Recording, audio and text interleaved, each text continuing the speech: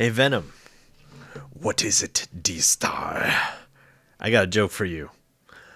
What do you use to commit online crimes? I don't know. What do I use? The dark web. You are terrible at jokes, Dstar. I know. I know.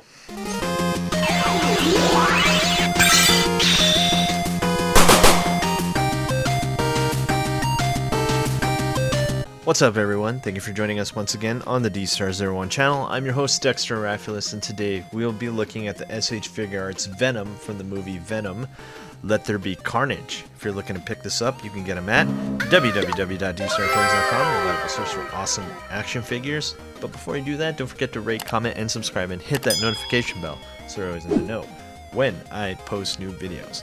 Now, like all my reviews, I'm going to tell you exactly how I feel about this right off the bat. And I gotta say, this figure is awesome. Wow, he is huge. I honestly thought that when this figure was released, or when they released pictures of him at first glance, I said, oh man, they're probably going to make him a smaller figure. He should be huge. And I always worry about that when it comes to Figuarts because usually their scale is smaller. But upon release, I'm very happy to know that he is really tall. I'm talking really, really tall. And usually that we go into this in Articulation and Scale, but let me just show you with this ruler. He's almost 8 inches tall. And that is pretty large for a figure from Figuarts. So I'm pretty happy to see that. And not to mention, he looks really, really cool. If there's anything negative I have to say, and here's my issue when it comes to anything import and Marvel, there's some Marvel tax on it. This figure should be roughly $80, right? Because that's usually where the Marvel figures are. This guy is a little bit over $100, and that is really pricey for a figure. Yeah, this is only for the people that really like Venom, or didn't really like the Marvel Legends one. And that's another reason why I didn't buy the Marvel Legends one and review it, because I really wanted to see what Figuarts had in store. And I have to say, I'm pretty happy with this figure. So, enough of that. Let's go into paint and detail, articulation and scale, and accessories. Let's move this box aside.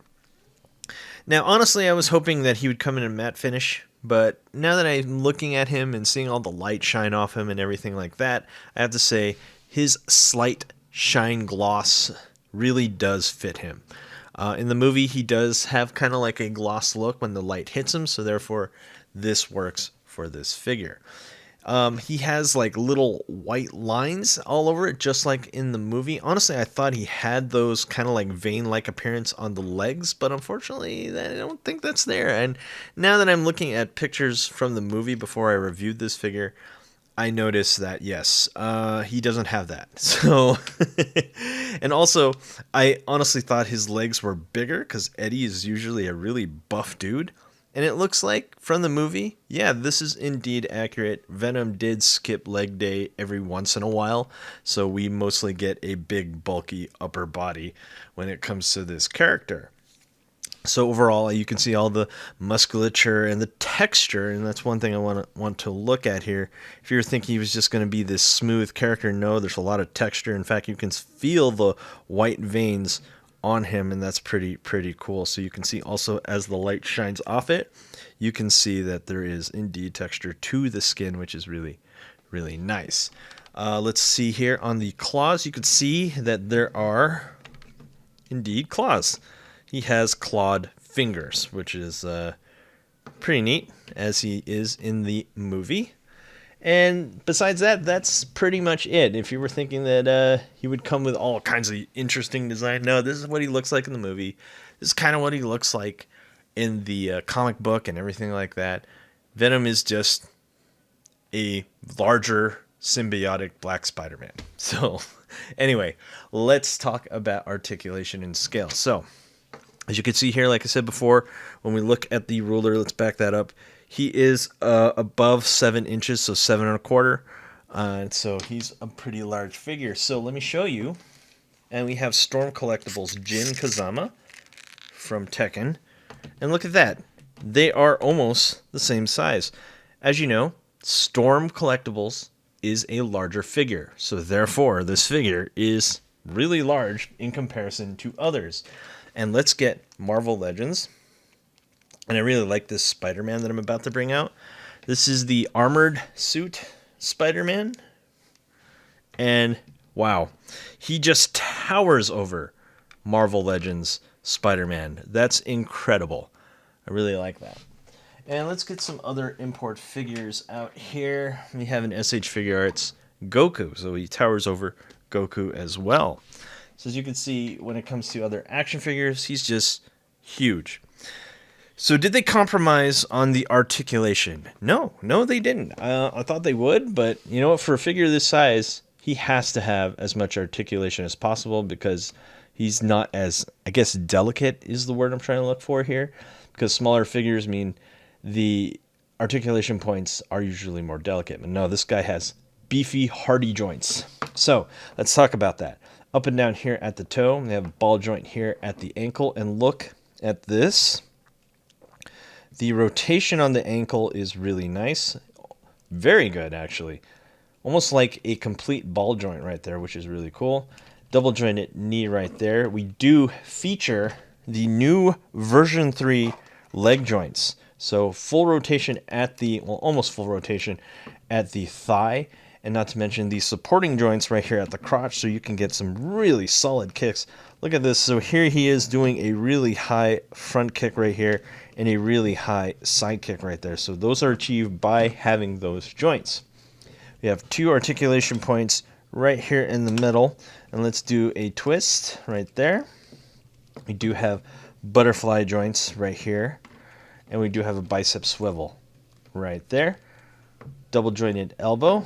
Ball and peg here at the wrist, and 2 joints right here at the neck. And I know we should bring these out for accessories, but we're going to count it anyway because I have to put this because we're talking about articulation. The tendrils are articulated as well, and I honestly thought they would just be bendy, but I like the fact that they aren't articulated. So it adds 4 extra joints to the figure, giving this guy a easy over 20 points for articulation. So, as usual, we're going to be doing the superhero landing pose, and he achieves it with flying colors. Just look at this. That's cool. Most figures have difficulty achieving this pose where all the joints are activated and he's looking up, and therefore, I mean, this just looks awesome. You can't deny that. So, very articulated, very cool. And let's do some poses here. Sure, why not? Of course, we got to do a shoryuken. I don't have the fist hands. We will look at that in a bit. There he is trying to lunge at you. Rah! Isn't that cool? And, of course, we have, why not, hurricane kick. Not that he, does that. And a flying knee. And here's a jump kick right here. Boom, look at that. That's really nice. So, let's go into accessories. Let's go to the top cam and let's see what we're looking at here. Here's the box. It's very large, very in charge. We do have a reflective back over there. And what I love about that reflective back is that you can see this Venom sign reflect through it, and that's pretty neat right there. So let's pull out all the accessories. I already pulled out some. Right here we have a I'm gonna bite your head off face with a really long extended tongue.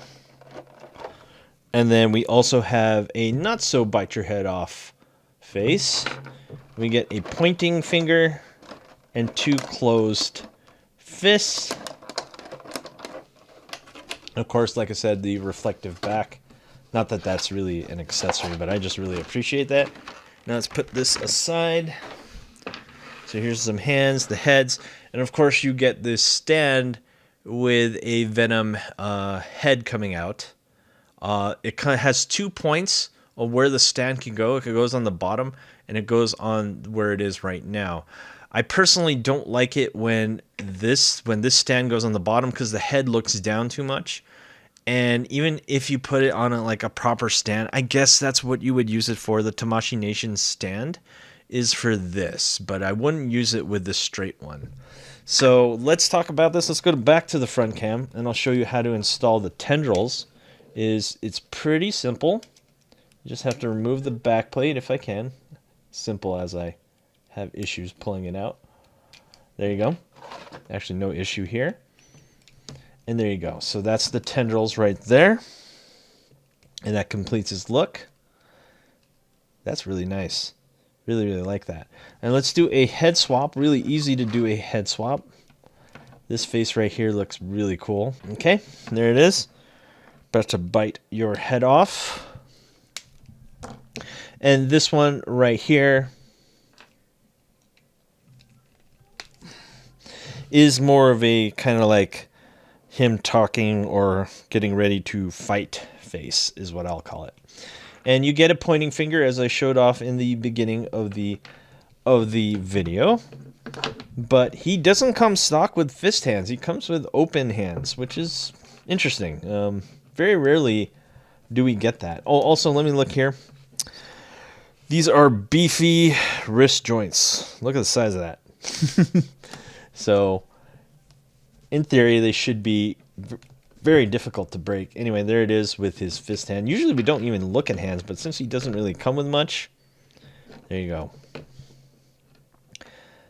Boom right there, and then we'll take this right here. So this is more or less for something like this, and they even show it on the box, is kind of like Venom stalking Spider-Man type thing going on here. So that's pretty neat. Really like that. Doesn't really attach to him though, or attach to Venom. So let's come up with a conclusion of the SH Figuarts. Venom. Alright, I'm not going to sing that song. I actually don't know it. The Venom song by Eminem. Anyway, is this worth the $110 to $120? That is up to you to decide. Now, me being a more high-end collector, and I also own a store, it's not fair for me to say, yes, go ahead and buy this. You are the master of your own wallet, per se. Do I think this is a really good figure? Yeah, absolutely. This is great. I'm glad I didn't buy the Marvel Legends one. I wanted to see what this one would be like. I would have been very disappointed if he was short or smaller, but I'm happy to say he's of good proportion, good size, good paint and detail. The eyes are really good. The accessories are really good. Could I have asked for more? Yes. Here's one thing that I hate about Marvel figures when it comes to mass characters. They never, not never, sometimes they do. They rarely include the actor's face. And this is the problem with Figuarts when it comes to the recent thing that happened with Andrew Garfield's Spider-Man. They pulled this head out of that figure, so you don't get it. You're going to get a Tom Holland one. You're going to get a Tobey Maguire, but you're not going to get a Andrew Garfield. That sucks. And in this one, you don't get Tom Harding. Like, come on. Wouldn't it have been so cool to see the Tom Harding head when it's like almost engulfed by the Venom face? That would have added to the value, and therefore I would have said, yeah, that's so cool. This would easily have been worth $100. But because it doesn't, that's kind of a hard sell. I would buy it, obviously, like I said before, at the current price. But I think what should have been added is the Tom Harding head, and that would have been absolutely perfect. So anyway, that's all that we have for today. Thanks for watching. Do not forget to rate, comment, and subscribe, and hit that notification bell so you're always to know when I post new videos. And last but not least, don't forget to go to www.Dstar01.com, reliable source for awesome action figures, and I will see you guys next time. Peace.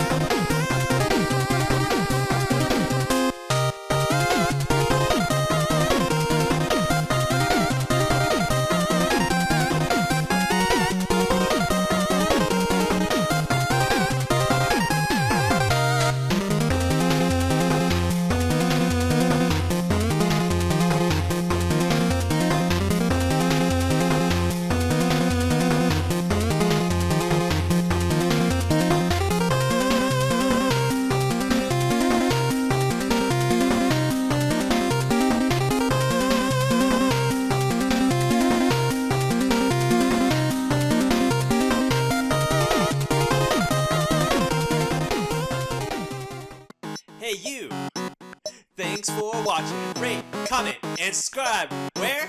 Right here, not there, right here. You. And thanks for watching. So, rate, comment, and subscribe. Right here, right there, right here. Yeah.